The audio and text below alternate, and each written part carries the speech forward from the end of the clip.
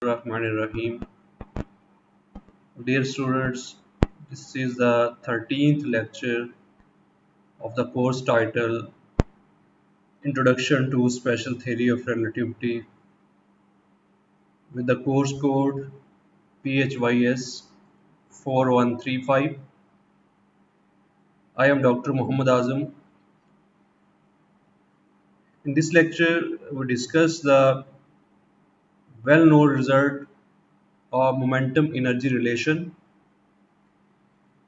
We have already defined that the force momentum is defined by P mu, which is equal to m naught v mu, where we know that v mu is the force velocity and mu here is the index which varies from 0, 1, 2 and 3. We can write the components of force momentum as the time component is mc while the space component is p bar, where p bar mean p1, p2 and p3. We can prove that the zeroth component of force momentum is mc. For this we can use the zeroth component of force velocity. So अगर हमें prove करना है कि zeroth component of force momentum is mc, for that we take the definition of force momentum, that is p mu is equal to, just like linear momentum जैसे हम define करते हैं, that is p is equal to mv. Here we have p mu is equal to force momentum the m naught into v mu, where already हम ये कह चुके हैं कि म्यू की वेरिएशन जो है वो 0, 1, 2 एंड 3 है. हम इसका zeroth कंपोनेंट निकालना चाहते हैं, therefore we put mu as 0 so that we have m naught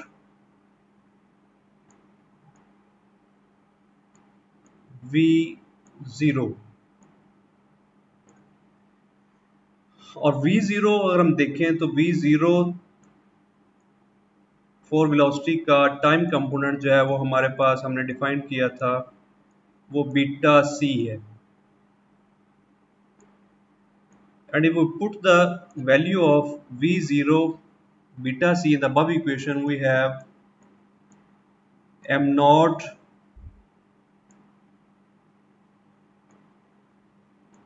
beta C.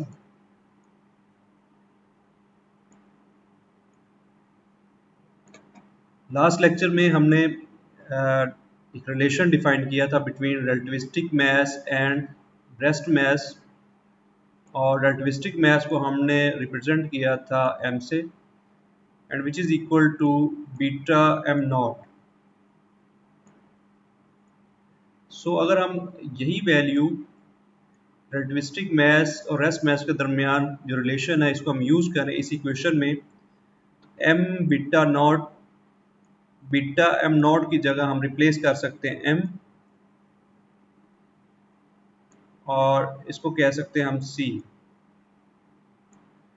Therefore p not basically आपके पास आ जाएगा mc की इक्वल, बिकॉज यहाँ पे हमने बेसिकली वैल्यू पुट कर दी है,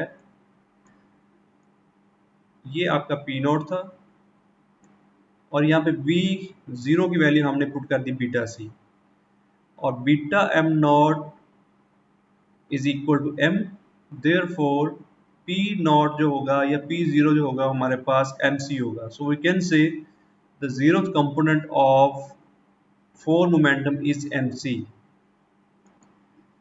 सिमिलरली जो रिमेनिंग कंपोनेंट है फॉर मोमेंटम के, that is p1, p2 and p3, उसको हम p बार लिख सकते हैं, बिकॉज फर्स्ट कंपोनेंट जो फोर वेलोसिटी का था वो आपके पास बीटा सी था और उसका फर्स्ट कंपोनेंट स्पेस जो होगा वो बीटा v1 होगा। सो अगर हम यहाँ पे म्यू की वैल्यू 1 रिप्लेस करें तो p1 जो होगा वो बीटा एम नॉट v1 होगा। और अगेन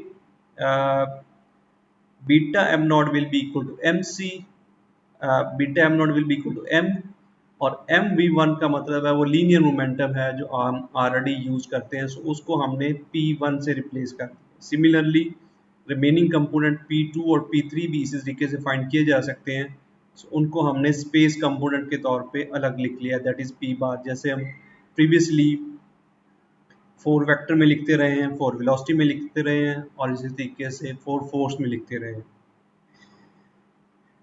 इसी तरीके से हम स्केलर प्रोडक्ट ले सकते हैं और फॉर मोमेंटम, जैसे हमने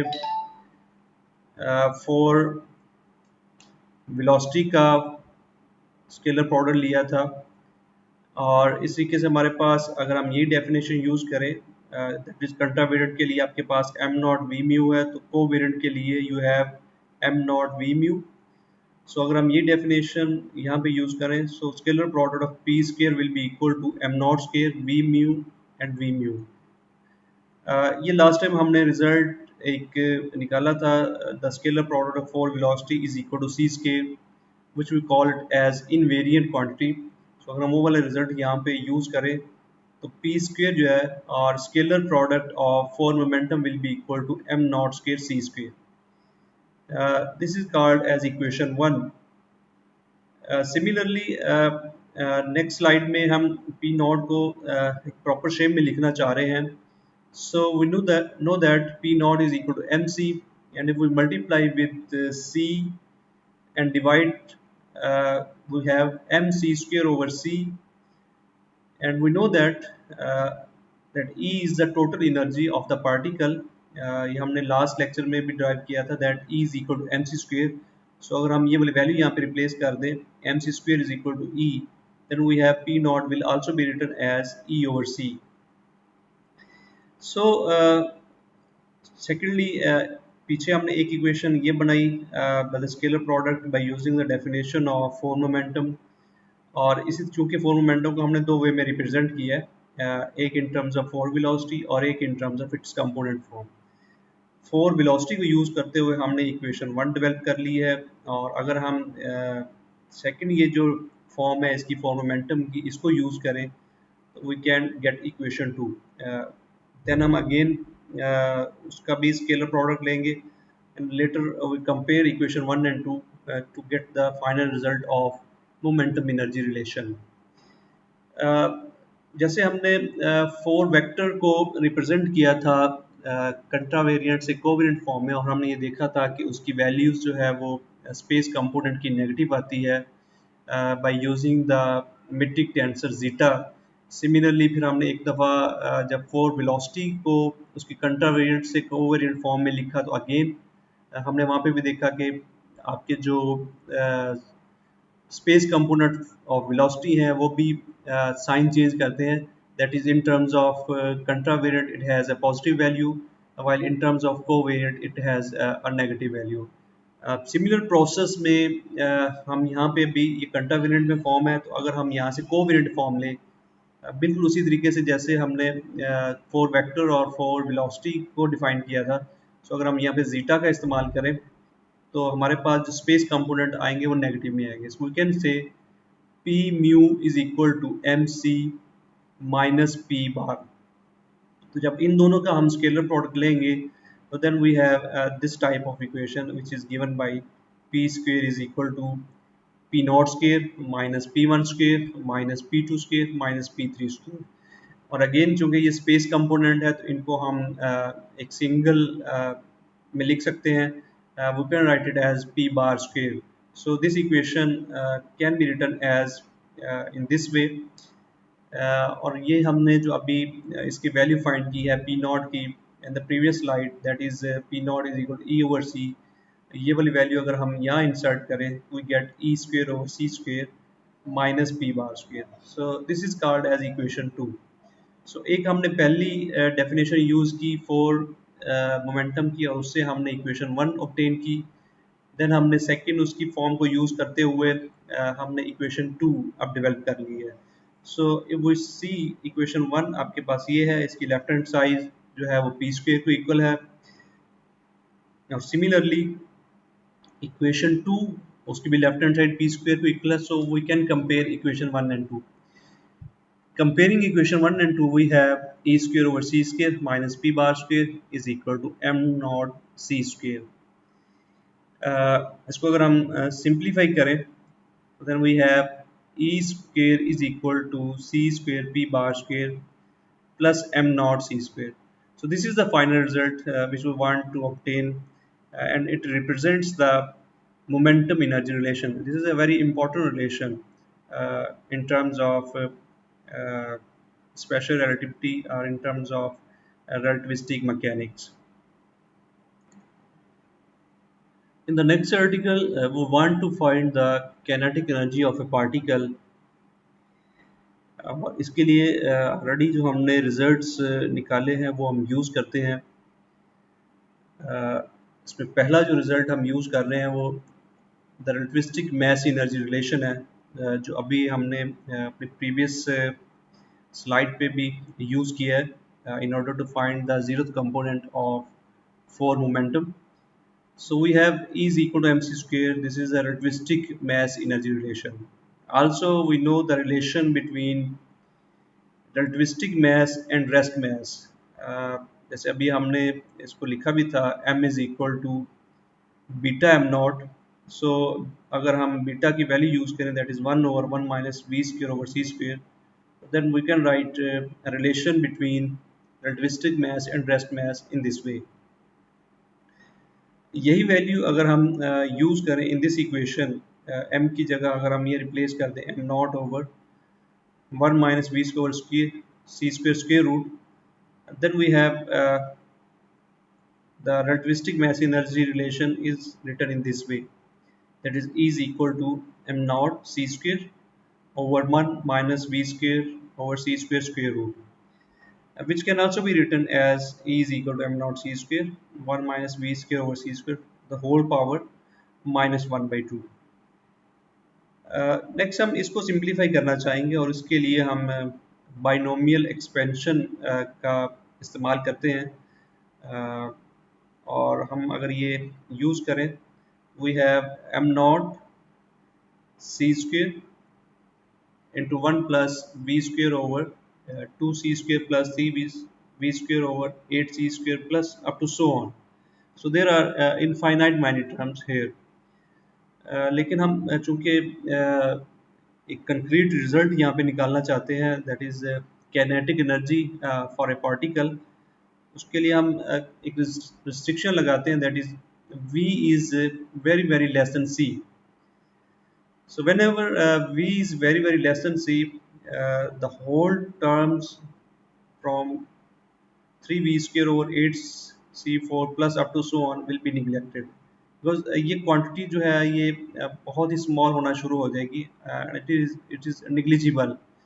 देयरफॉर हमने इसको फर्स्ट ऑर्डर तक इसको ट्रंकेट किया है, and all the other terms are neglected by using this condition that v is very less than c, so that we have E is equal to m naught c square into 1 plus v square over 2c square.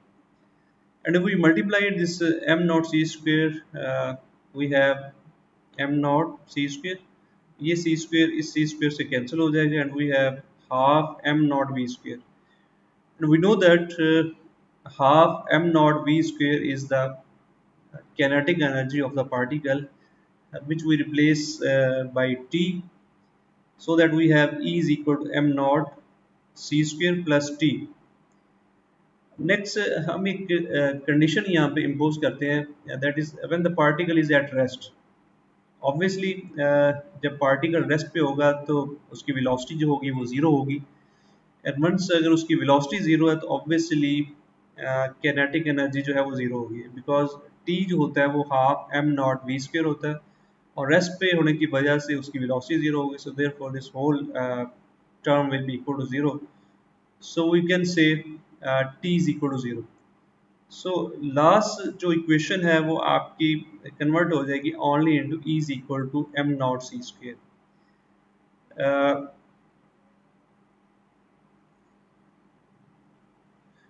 Next हम यही अगर इसको use करना चाहें, the kinetic energy of the particle is therefore written as T is equal to E minus m naught C square. ये वो condition है जो हमने इम्पोज किया। अगर rest particle is at rest होगा तो सिंपल उसकी जो कैनेटिक एनर्जी हो जाएगी वो उसकी टोटल एनर्जी की इक्वल होगी, वो एम नॉट सी स्क्वेयर के ऊपर। लेकिन अगर हम ये कंडीशन इम्पोज नहीं करते तो फिर हम लास्ट इक्वेशन जो है हमारी, इससे हम इसको रीडायरेक्ट लिख सकते हैं, बिकॉज यहाँ पे हमने कैनेटिक एनर्जी फाइंड करनी है, दैट इज टी फाइंड करनी है।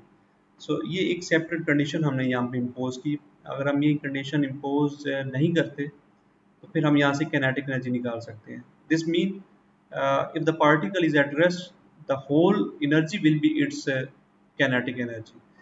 सो उस केस में बेसिकली तो kinetic एनर्जी जीरो होगी, लेकिन whole energy will be equal to E is equal to M naught C square. So previous equation को हम लिख सकते हैं बिकॉज हमने यहाँ पे kinetic एनर्जी फाइंड करनी है, therefore T is equal to E minus M naught C square. Again जो शुरू में हमने रिजल्ट निकाला था E का, अगर हम वो वाला यहाँ पे यूज करें, that is E is equal to M C square, और m को हम दोबारा यूज करें, जो हमने रिलेशन निकाला था m is equal to M naught over 1 minus B square over C square square root, that is this is the relation between rest mass and relativistic mass. तो हमारे पास kinetic एनर्जी इस form में लिखी जा सकती है एम नॉट सी स्क्वेयर और 1 माइनस बी स्क्वेयर ओवर सी square square root minus M naught C square.